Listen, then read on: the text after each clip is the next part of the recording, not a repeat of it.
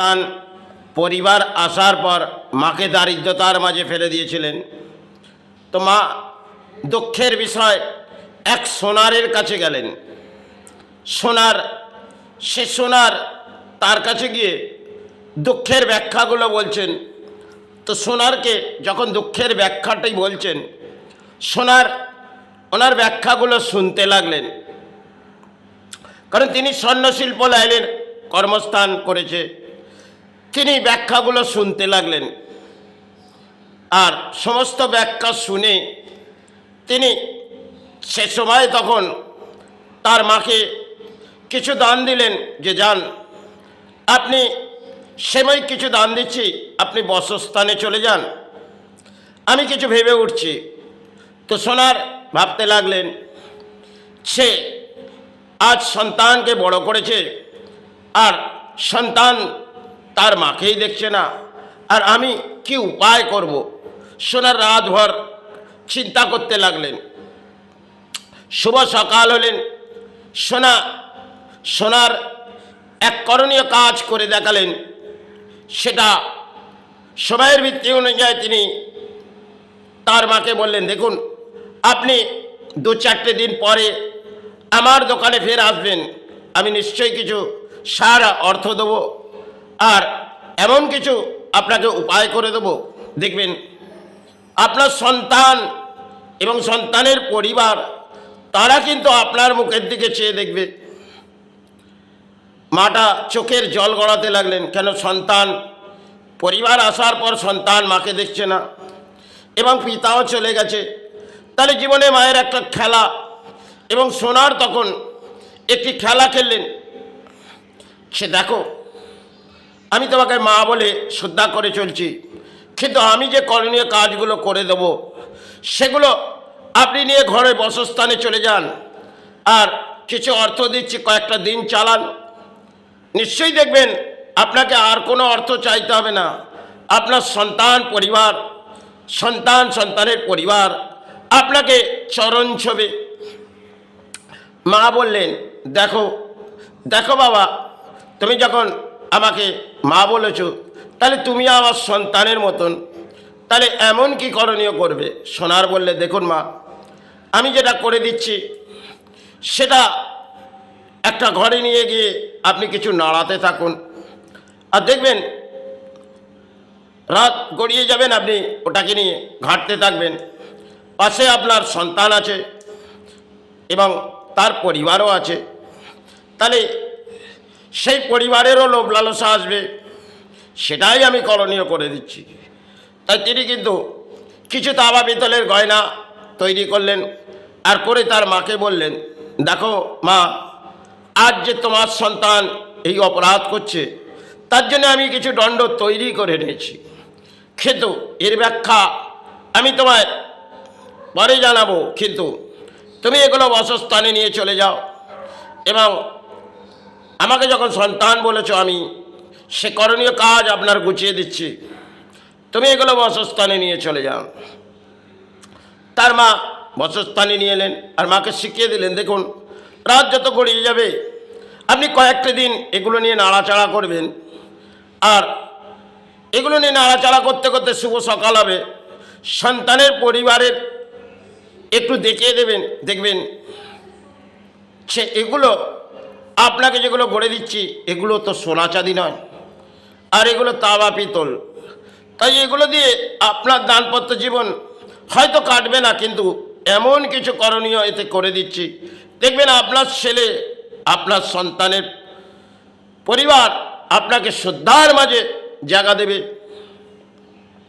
তো সময় ক্ষেত্রে সোনার তাকে যে তাবা পিতলগুলো করে দিয়েছিলেন, মা সেগুলো নাড়াচাড়া করতে লাগলেন কয়েকটা দিন, এবং তার পরিবার বলতে লাগলেন, সন্তানের পরিবার, সে দেখো রোজ রাতে মায়ের কিছু গয়নার আবির্ভাব পাই, তা দেখো তোমার মায়ের কাছে পিতা কি রেখে গেছে। বললে, দেখো পিতা একটা সরকারি চাকরি করতেন, আর কিছু হয়তো পিতা রেখে গেছে, ছাড়িরা কি রেখে গেছে।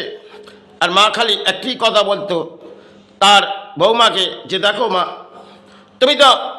তুমি যখন ঘরে এসেছো তা ঘরের লক্ষ্মী, আর তোমাকে লুকিয়ে কোনো লাভ নেই, তাহলে কিছু অর্থ যেগুলো আমার পূর্বপুরুষের দান আছে সেগুলো আমি হয়তো গ্রহণ করি না, আর সেগুলো একটা সময় তোমায় দিয়ে যাব। এই ব্যাখ্যাটি তিনি করতে লাগলেন। এবার রাত যখন গড়িয়ে গেলে ফের একই বালিশের মাথায় সন্তান আর পরিবার গেলেন। পরিবার খালি একটি ব্যাখ্যা বলছে সন্তানকে, দেখো, কারণ স্বামী তার কানের নিচে একটি বীজ মন্ত্র বলছে, দেখো তোমার মায়ের দিকটা একটু চেয়ে দেখো। ফলে কেন?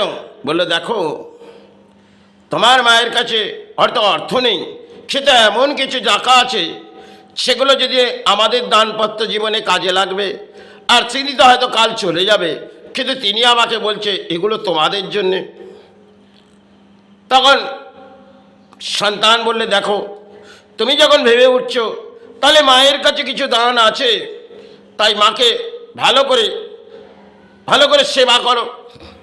কারণ রোজ সন্তান শুভ সকাল হতেন আর চারা মাছ থেকে বড় বড় মাছ ভেড়ি, তখন পুকুরের মাছগুলো নিয়ে মাকে গ্রহণ করাতেন।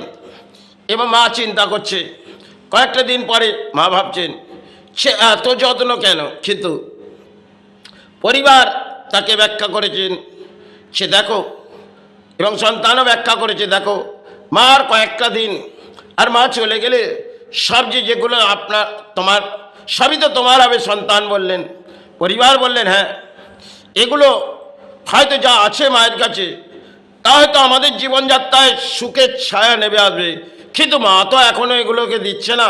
মা একটি ব্যাখ্যা বলেছে, সে এটা আমি সময় যখন চলে যাব তখন সমস্ত কিছু তোমাদের হয়ে যাবে, আর যে বিষয়টা আছে এটা তো সাময়িক কিছু বিষয়, কিন্তু এমন কিছু দান তোমাদের দিয়ে যাব, আমি স্বর্গলাভ যখন হব তখন তোমাদের দানপত্র জীবনে সুখের ছায়া নেমে আসবে, আর দুঃখের কোনো ছায়া হয়তো তোমাদের জীবনে থাকবে না। কেন? এখন সুখের ছায়া আসছে, তাই সুখের ছায়ার মাঝে কাটাচ্ছ, কিন্তু কখনো তো তোমার দুঃখ আসতে পারে, তাই আমি সে সময় ক্ষেত্রে তোমাদের দান দিয়ে যাব।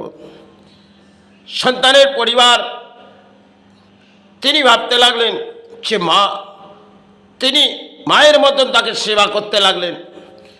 তিনি নিজের বাসস্থানের মাকে ওই ধরনের সেবা করেনি, কিন্তু যখন নিজের শাশুড়িকে কিভাবে সম্মান করে আর ভোজন করিয়ে দিতেন, এবং এই করতে করতে কয়েকটি বছর কেটে গেলেন এবং মা চলে গেলেন।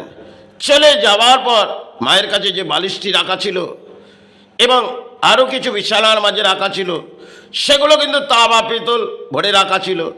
আর যখন সন্তান মাতা চলে যাওয়ার পর কিছু অর্থ ব্যয় করলেন, কেন মাতা চলে গেছে, যেগুলো আছে সেগুলো আমার, এবং অর্থ ব্যয় করার পর সন্তান ভাবলেন এই এই এই যে সোনা চাঁদিগুলো আছে এগুলো সোনারের কাছে নিয়ে বিক্রয় করে আমার জীবনের সাহারা আসবে, আর কিছুটা পরিবারকে গয়না আবির্ভাব করে দেবো, তাতে দানপত্র জীবন তারও সুখের হবে।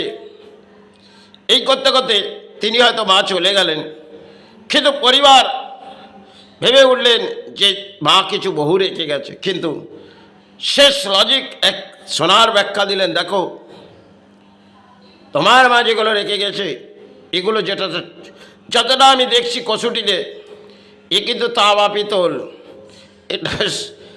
এটা সোনা নয়, আর এটা রূপও নয়, যার মূল্য কিছুই নেই।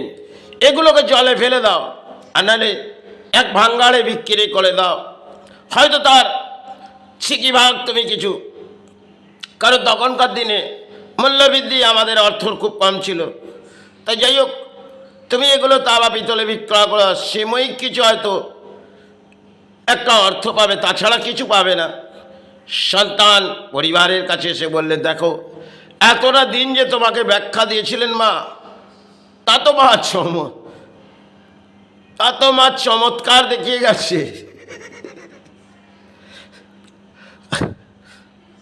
আর তোমার জীবনে হয়তো সুখের ছায়া আছে, কিন্তু তুমি মাকে দারিদ্রতার মাঝে কাটিয়েছ, কিন্তু মা এক অদ্ভুত খেলা করে তিনি স্বর্গলাভ করেছে, আর তো সেটুকু নিয়ে গেলাম সোনারের কাছে, তাতে তো কিছুই নেই। পরিবার চমকে উঠলেন যে অসাধারণ খেলা, মা কিভাবে আমার সাথে খেলে গেলেন। খেলেন, মানুষ্য জন্মে কখনো কখনো দারিদ্রতা আসে, দুঃখ আসে, এমনও কেউ আসে সে সমাজকে বুঝিয়ে দিয়ে যায়। তার মাতা কিন্তু সন্তানদের বুঝিয়ে দিয়ে গেলেন।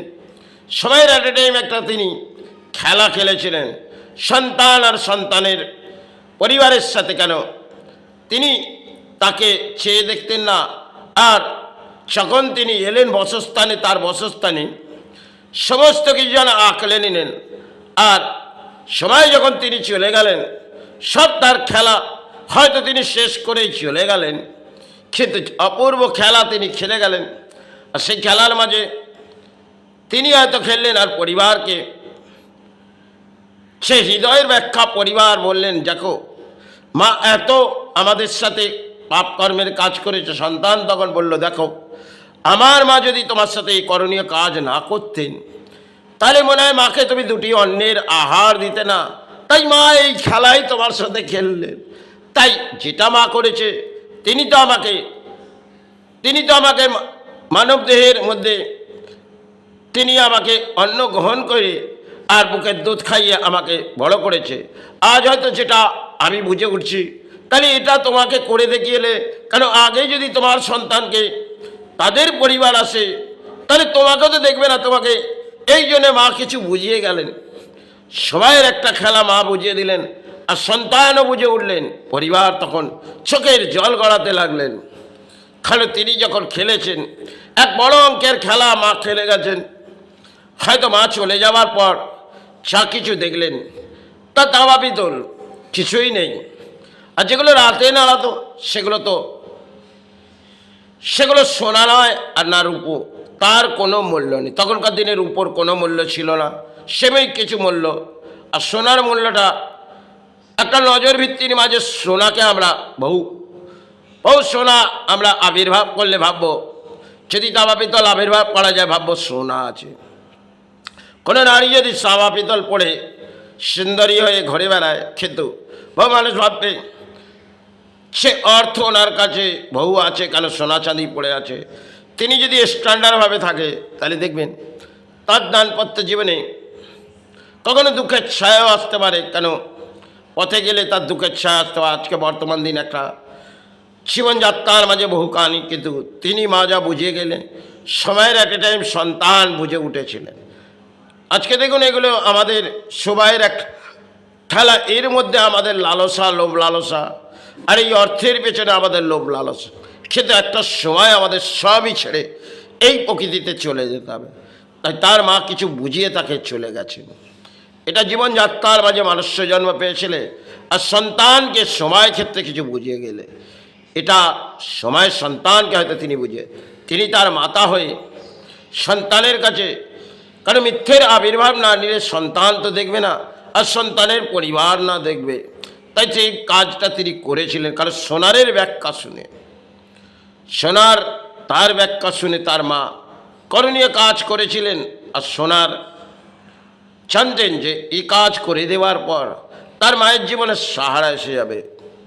তাই তিনি বারংবার মাকে জানিয়েছে, মা এই ব্যাখ্যা যেন সন্তানকে দেবে না, আর সন্তানের পরিবার এগুলো তুমি নাড়াচাড়া করবে রোজ রাতে, এটা তাই করে দিয়েছিলেন। তাই মাকে বললেন, মা তুমি আমার মায়ের মতন চরণটা ছুঁয়ে তুমি এই ব্যাখ্যা কাখই করবে না। এটা আমি তোমাকে যা করে দিলাম, সেটা একটা সময় দেখবেন আপনার দাম্পত্য জীবন কেটে যাবে, আর আপনি চলে যাওয়ার পর কি হবে সেটা নিয়ে আমার দেখার দরকার। কিন্তু আপনি মাতৃ বলেছি, আপনার জীবনযাত্রা করার জন্য হয়তো কিছু পাপ কর্মের কাজ করছি, তাতে মা ক্ষমা করো। সোনার ক্ষমা চেয়েছিলেন, আর মা সেই ব্যাখ্যাটি গোপনভাবেই রেখেছিলেন।